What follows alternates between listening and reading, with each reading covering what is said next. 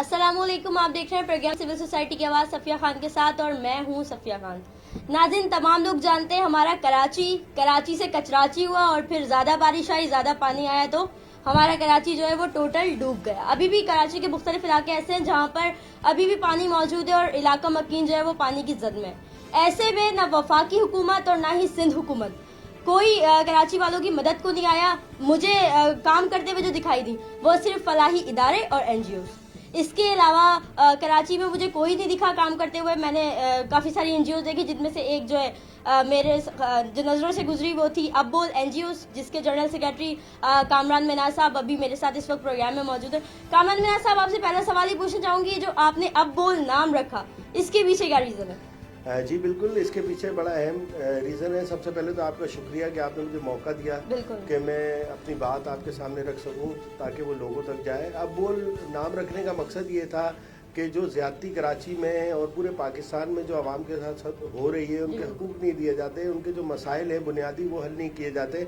तो सबसे पहले जो है आवाम जो है ये चीज़ सीख लें कि वो बोलना शुरू करें, अपना हक मांगना शुरू करें। इसके पीछे मकसद ये था NGO का जो हमने नाम रखा बोल, इस मकसद के तहत रखा। उसके अलावा अगर कराची शहर की सूरत हाल अगर आप मजमूई तौर पर देखें तो इंतहाई बदतरीन है। कराची शहर में जगह जगह पानी मौजूद है, सीवरेज का पानी मौजूद है, लोग बदहाल हैं, कचरा मौजूद है। यकीन करें कि कराची शहर इस वक्त जो है खंडरात का मंजर पेश कर रहा है। बिल्कुल जी, बिल्कुल। तो हमारी जो NGO है अब बोल के नाम से जो हमने शुरू की है, उसमें जो अल्हम्दुलिल्लाह पूरे कराची शहर में जो है हमारे जो मेंबरान की कसीर तादाद मौजूद है। हमने उनसे जो बात की है, जो हमारी गवर्निंग बॉडी है, हमने लोगों के अंदर ये चीज़ उजागर करने की कोशिश की है कि वो जो है बोलें और लोगों की खिदमत के लिए जो है खुद आगे बढ़ें।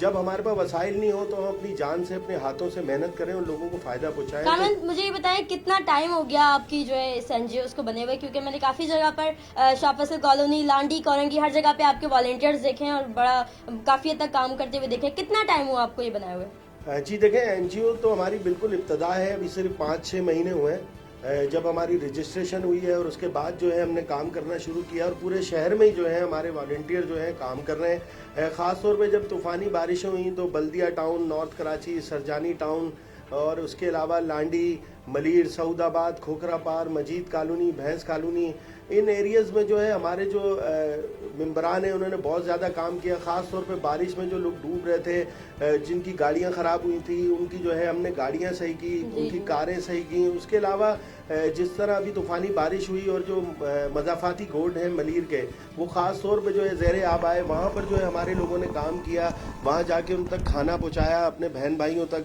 तो मकसद ये है कि हम लोगों को ये पैगाम देना चाहते हैं कि एक तो बोलना सीखें, दूसरी बात ये प्लानिंग ज़रूर करें अच्छे काम की, अच्छी चीज़ों के लिए।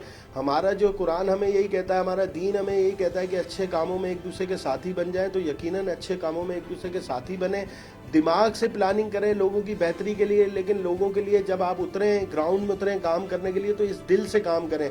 जब आप दिल से काम करेंगे, लोगों को फ़ायदा पहुँचाने के लिए काम करेंगे, तो यकीन जाने कि आपको बड़ा सुकून मिलेगा। अच्छा कामरान, मुझे बताएं, जो कराची में तजावुज़ात के खात्मे के लिए ऑपरेशन शुरू हो चुका है, तकरीबन काफ़ी सारी जगह ऐसी जहाँ हो गया और काफ़ी सारी जगह ऐसी जहाँ भी होने वाला है। तो मेरा आपसे ये सवाल है कि सर्कुलर रेलवे जो है इसके अंदर भी तजावुज़ात काफ़ी हद तक जो है कहा जा रहा है कि तजावुज़ात का खात्मा करके सर्कुलर रेलवे जो है वहाँ से गुजारा जाएगा। आपसे ये पूछना चाहूँगी, अगर तो वाकई में ऐसा होता है तो क्या कहते हैं आप, आधा कराची तो फिर इसी में टूट जाना है? देखें, ये जो सब कुछ यहाँ पर जो तजावुज़ात हैं, इसके ज़िम्मेदार जो हैं यहाँ पर जो हुकूमत में लोग रहे वो हैं पाकिस्तान पीपल्स पार्टी के लोग इसके ज़िम्मेदार हैं, MQM पाकिस्तान के लोग इसके ज़िम्मेदार हैं। इनकी आंखों के सामने तमाम जो है लोगों ने यहाँ रिहाइश इख्तियार की और ये जगह बेची गई। अब अगर गुज्जर नाले की बात की जाए या दीगर नालों की जो बात की जाए, क्या इनकी आंखें बंद थी? मेयर कराची भी मौजूद थे, वज़ीर आला भी मौजूद थे, अवामी नुमाइंदगी की ये बात करते हैं, वोट मांगने लोगों से आते हैं, लेकिन लोगों के मसाइल ही हल नहीं करते। पूरे कराची शहर को इन्होंने डुबा दिया। अब आप मुझे बताएं कि गुज्जर नाले के अतराफ़ जो आबादियाँ मौजूद हैं, उन लोगों ने पैसे देके 60-60, 70-70 साल से वहाँ पर रिहाइश पजीर हैं और इन्होंने रिहाइश पजीर कराएं। अब अगर उनको वहाँ से खाली कराया जाएगा तो उनके सर से तो छत छिन जाएगी, कहाँ जाएंगे वो? मैं आपको एक ये बात बताती चलूँ, मैंने ही ये न्यूज़ ब्रेक की कि सिंध हुकूमत को जो है ये टास्क दिया गया है कि जो लोग बेघर हैं उनको घर दिए जाएंगे। तो क्या कहते हैं, आप मिलेंगे घर? मुझे तो नहीं लगता मिलेंगे। मुबारकबाद है आपके लिए कि आपने ये खबर ब्रेक की थी। بہت اچھی بات ہے، لیکن بات یہ ضرور کی جا رہی ہے کہ ان کو گھر ملیں گے. دیکھیں احتجاج شروع ہو گیا باقاعدہ 2 دن سے گجر نالے کے اطراف FC ایریا میں یا نیو کراچی میں باقاعدہ احتجاج ہوا ہے. لوگ ان پہ یقین ہی نہیں کرتے. لوگ تو یہ سمجھتے ہیں کہ کراچی شہر لاوارث ہے. لوگ تو اللہ سے دعائیں مانگ رہے ہیں کہ کوئی مسیحا بھیج دیں. عمران خان کی گورنمنٹ سے لوگوں کو بہت زیادہ امیدیں وابستہ تھی، لیکن یہ چوروں کا ٹولہ ہے. اگر عمران خان مخلص بھی ہوں تو وہ کام نہیں کر پا رہے ہیں. یہ چور ہیں، یہ ان کو فنڈ ملتا ہے تو کھا جاتے ہیں. نے سر آج جو دورہ کیا اس سے کراچی والوں کو خاصا امیدیں. دیکھیں عمران خان صاحب نے آج جو دورہ کیا تو کراچی والوں کو سب سے پہلے گفٹ تو مل گیا نا، ٹریفک جام ہو گیا.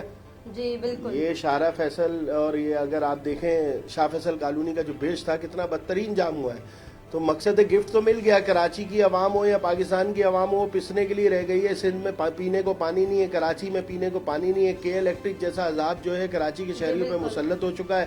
کے الیکٹرک والے ان کو آپ کالز کرتے رہے، ان سے آپ منتیں کرتے رہے، ایسا لگتا ہے کہ جیسے بھیک میں کراچی کے لوگ بجلی لیتے ہیں.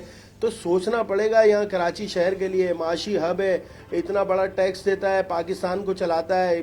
ہم سب پاکستانی، ہمیں پورے پاکستان سے پیار ہے، لیکن کراچی شہر سے بھی پیار ہے. سوچنا پڑے گا کراچی کے لیے.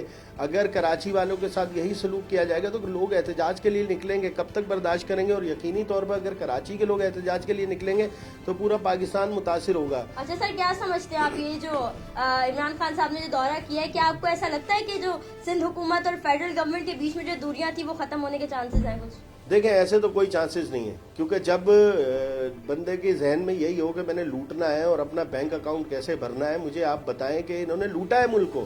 اب مسئلہ ہے کہ عمران خان صاحب پہ دیکھیں کوئی کرپشن کا کیس نہیں ہے. میں ان کی فیور نہیں کر رہا ہوں.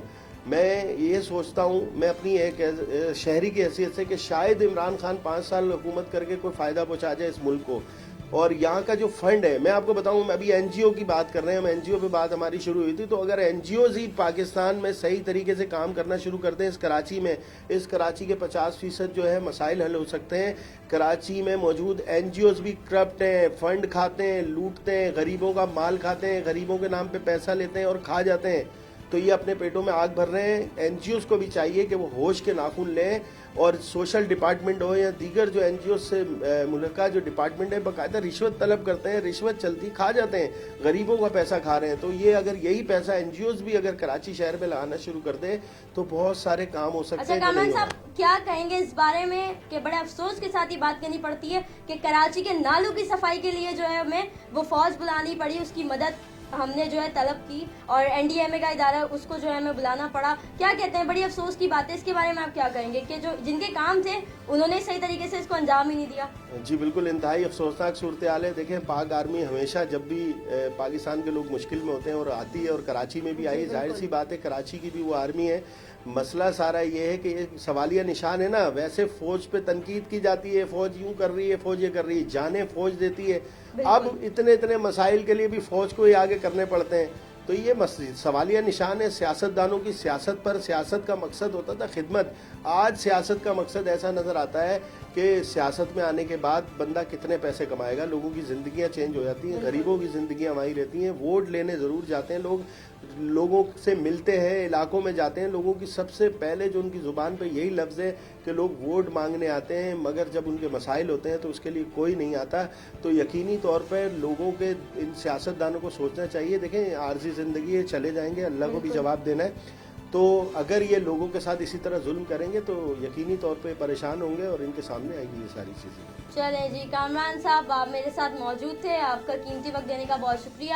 آپ کے لیے جاتے جاتے یہ دعا آپ کو دینا چاہوں گی کہ آپ نے جو NGOز اسٹارٹ کی ہے بہت اچھا کام آپ کی NGO کری، اور انشاءاللہ آگے بھی ہم لوگ یہی امید کرتے ہیں کہ کراچی میں مزید ایسی NGOز بنے جو کہ کراچی والوں کی مدد کریں مشکل وقت میں. کیونکہ جن کو لوگ منتخب کرتے ہیں، جو لوگوں کے منتخب نمائندے ہوتے ہیں، اپنا قیمتی ووٹ دے کر عوام جن کو لے کر آتی ہے، ایسے وقت میں جب کراچی ڈوب رہا ہوتا ہے تو عوام کی مدد کے لیے کوئی نہیں آتا. تو کامران صاحب آپ کے لیے ڈھیر ساری دعائیں کہ اللہ تعالیٰ آپ کو کامیابی دے، آپ کی NGOز کو اور آگے لے کے جاؤ، اور جتنے بھی آپ کے والنٹیئرز ہیں جو دل لگا کے کام کریں، اللہ تعالیٰ ان کو بھی جو ہے صحت عطا فرمائے اور کامیابی عطا فرمائے. جی ناظرین، آپ نے دیکھا کامران صاحب میرے ساتھ موجود تھے. اسی طریقے سے نئے ٹاپک اور نئی ایشو کے ساتھ دوبارہ حاضر ہوں گے. اپنا بہت سارا خیال رکھیے گا. اللہ نگہبان.